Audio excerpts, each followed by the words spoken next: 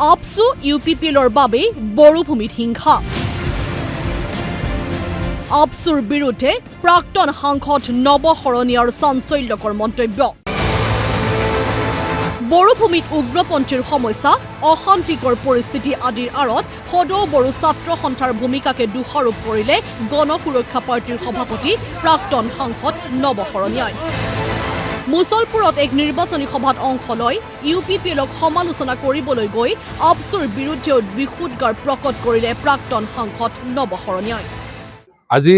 হাগ্ৰামা মহিলা ডাঙৰীয়াৰ ওপৰত এনেকুৱা ব্লেম আছে কিন্তু আজিলৈকে ইষ্টাব্লিছ হোৱা নাই বা সেইটো আইনগতভাৱে প্ৰমাণিত হোৱা নাই দ্বিতীয়তে ইউপিপিএল তেওঁলোকৰ যিটো বাপেক আপছু যিটো পাৰ্টি বনাইছে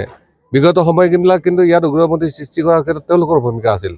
কাৰণ তেওঁলোকে যিটো আপছুৰ কাৰণ তেওঁলোকে যিটো বড়োলেণ্ডৰ কাৰণে এটা মুভমেণ্ট কৰিছিল বহুত ডেকা যুৱকে কাৰণ দুটা ৰাস্তা থাকে তেওঁলোকে ভাবে যে সহজ পন্থাৰে হয়তো আমি এইটো কৰিব পাৰিম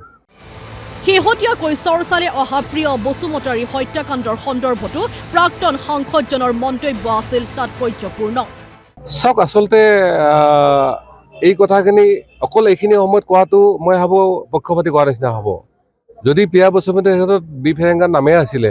ইমান দিন চৰকাৰে প্ৰশাসন কেলৈ বহি আছিলে আমিতো নৱশৰণীয়া আজিও মানে আমাৰ আলফাৰ দিনত যিবিলাক কেছ আছিলে মাৰ্ডাৰ কেছ হওক কিডনেপ এইবিলাক আমি ফেচ কৰি আছোঁ আমিতো চৰকাৰক মাফি খোজা নাই বা হেৰি কৰা নাই আমাক মাফ কৰা নাই গতিকে যে চৰকাৰ এইটোৰ ক্ষেত্ৰত কোনোবা ফেৰেংগা বুলি কোনোবা বুলি সদয় হৈছে এইটো ভাল নীতি নহয় আলফাৰ ক্ষেত্ৰত যিটো নীতি আছে চবৰ ক্ষেত্ৰত ল'ব লাগে বিটিচি নিৰ্বাচনত পোনপ্ৰথমবাৰৰ বাবে অৱতীৰ্ণ হ'বলৈ গৈ আছে নৱশৰণীয়াৰ গণসুৰক্ষা পাৰ্টীয়ে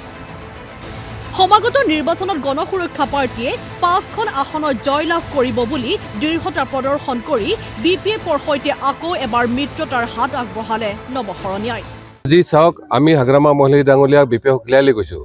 যে নৱশৰণীয়া লগত যদি এলায়েন্স হয় 35টা চিটত GSP আৰু বিপিএফৰ প্ৰাৰ্থী জিকিব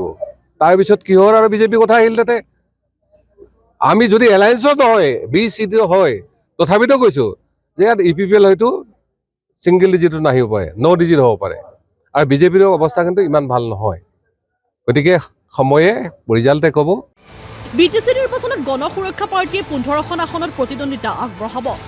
শৰণীয়াই নিজেও থুৰিবাৰী অথবা ফকিৰা গ্ৰামৰ ভিতৰত যিকোনো এটা সমষ্টিত প্ৰাৰ্থিত্ব আগবঢ়াব মুছলপুৰৰ পৰা শংকৰ ৰাজবংশী TY25